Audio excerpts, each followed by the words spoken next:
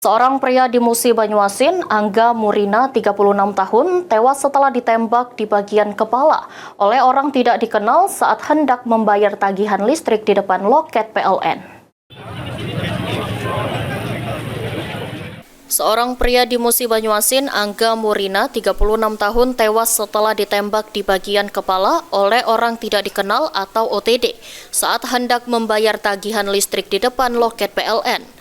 Aparat kepolisian Polres Musi Banyuasin dan Polsek Sekayu langsung mendatangi lokasi. Dari hasil olah TKP ditemukan satu butir selongsong peluru, diduga dari senjata yang digunakan pelaku untuk menembak korban.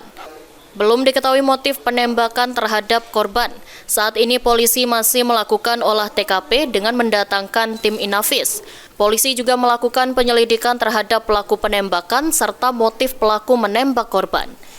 Korban diduga dibunuh dengan cara ditembak dari belakang hingga tembus ke kepala bagian depan.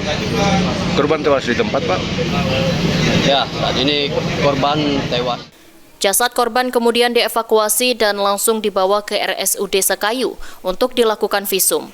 Sementara aparat kepolisian langsung membentuk tim untuk memburu pelaku penembakan yang diduga kenal dekat dengan korban. Ruzi Iskandar, PAL TV.